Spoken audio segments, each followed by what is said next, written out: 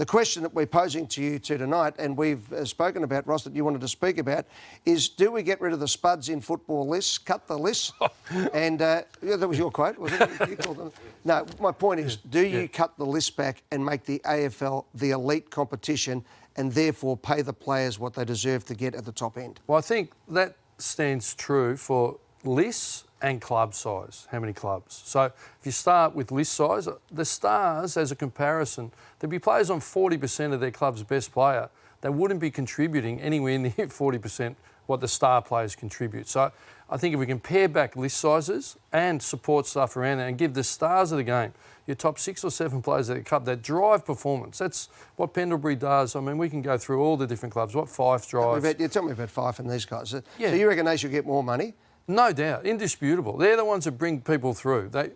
I log on to see Dusty Martin play and Fife play, and they drive the performance of their whole club. So I think if we can get to list sizes being more elite, quality of training goes up, less resources, there's less cost all around that, and then quality of training, and all of a sudden you build your competition around those stars, and then the lesser competitions get stronger because you're pushing down that 8.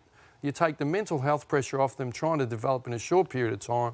And as you say, a lot of players get delisted, they figure what it's about, and they waffle, they dominate, and they come back and they star like a Kelly. So I think it's a win-win. Currently, the list size is 44, Ed. The salary cap is $16 million.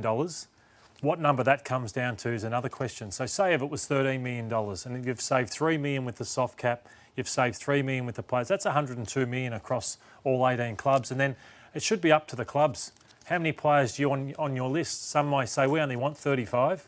Other clubs may say we still want 44, but it's up to you how you spend your money. One club might go, I'm going to go top end talent. Others may say, no, we want depth down the bottom. Well, then you get to see who are the really smart people in football. Who are the great strategisers? Because there's only strategy in people. So the people that get the strategy right will thrive and flourish, become great clubs. All right, that's the list. I can say that everyone in football at the moment, in the decision-making departments, want 18 teams to survive through this period. Right? We've started with 18, we want to finish with 18, we want to push it through.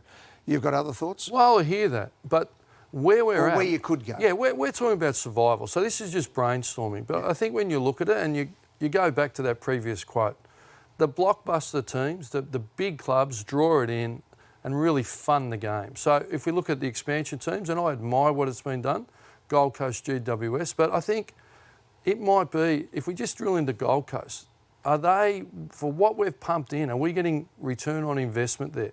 And foundation clubs may be missing out and under real pressure now. So I think it's $16 million if you take away salary cap that goes to Gold Coast. If we win the Gold Coast, though, and no one has been able to, but if we win the Gold Coast, that is worth so much money. It means AFL is the national competition.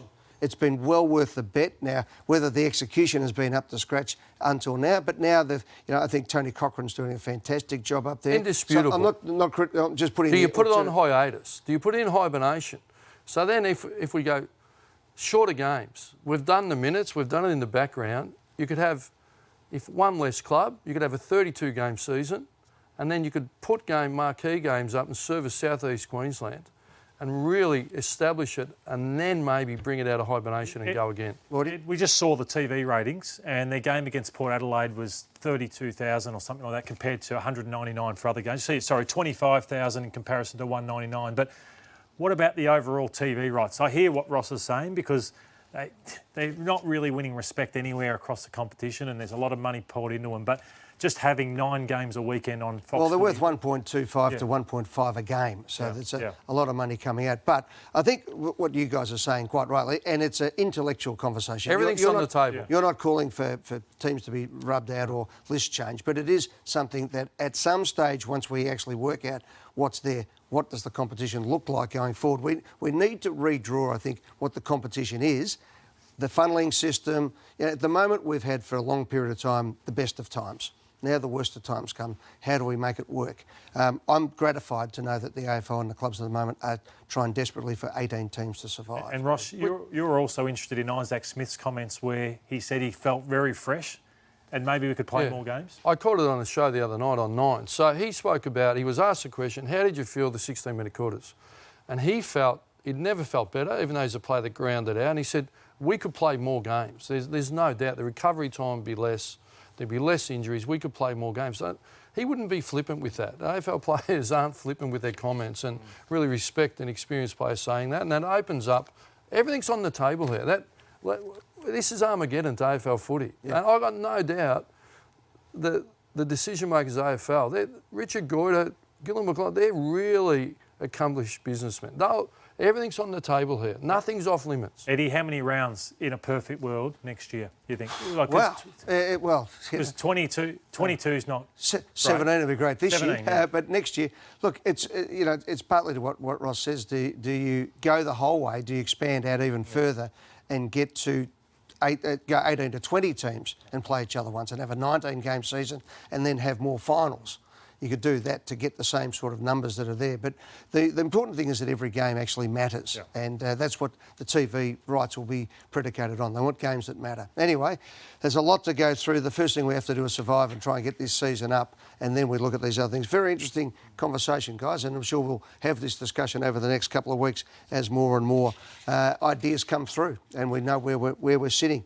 The situation, if we don't get away this year, it might be. What do you think, Ed? We're going to get away? I don't know. If I knew what was going to happen with the coronavirus, I'd give an answer. But I know that there is a desperation for us to get a 17-game season and finals away this year. Even if we win the flag on a Christmas Day, we can go to the Boxing Day test for the after party.